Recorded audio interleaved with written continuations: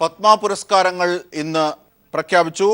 ഇപ്പോൾ സന്തോഷ് ഞങ്ങളുടെ പ്രതിനിധി ചേരുകയാണ്. സന്തോഷ്, കെ.ജെ. യേശുദാസിനടക്കം പത്മവിഭൂഷൺ പുരസ്കാരം നൽകാൻ കേന്ദ്ര സർക്കാർ തീരുമാനിച്ച വിവരം കേരളത്തെ ആഹ്ലാദിപ്പിക്കുന്ന ഘട്ടത്തിൽ കൂടിയാണ്. എങ്ങനെയാണ് പ്രഖ്യാപനം? എന്തൊക്കെയാണ് വിശദാംശങ്ങൾ?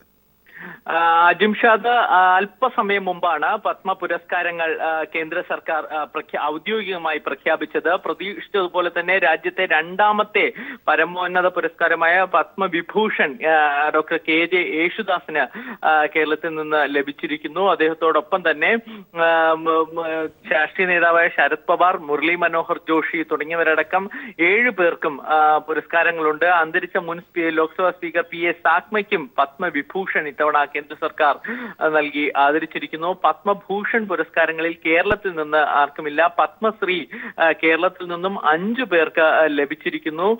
കേരള ദേശീയ ഹോക്കി ടീം ക്യാപ്റ്റനായ പി.ആർ. ശ്രീജേഷ്, ചേമഞ്ചേരി കുഞ്ഞിരാമൻ നായർ, പാറശാല സി പൊന്നമ്മാൾ, അക്കിത്തം അച്യുതൻ നമ്പൂതിരി, മീനാക്ഷിമാൾ തുടങ്ങിയവർക്കാണ് പത്മശ്രീ പുരസ്കാരങ്ങൾ കേരളത്തിൽ നിന്നും ലഭിച്ചിരിക്കുന്നത്. പ്രധാനമായും ഈ പുരസ്കാരങ്ങളിൽ ശ്രദ്ധ വച്ചിരിക്കുന്നത് അധികം പ്രശസ്തരല്ലാത്ത എന്നാൽ സ്വന്തം നിലയ്ക്ക് തങ്ങളുടേതായ ജീവകാരുണ്യ പ്രവർത്തനങ്ങൾ അടക്കമുള്ളവയിൽ ശ്രദ്ധിക്കപ്പെട്ടവർക്ക്, രാജ്യത്തിന്റെ വിവിധ ഭാഗങ്ങളിൽ നിന്നും തിരഞ്ഞെടുക്കപ്പെട്ടവർക്ക് പുരസ്കാരങ്ങൾ സമ്മാനിക്കാനാണ് ഇപ്രാവശ്യം പ്രധാനമായും ശ്രദ്ധിച്ചിരിക്കുന്നത്.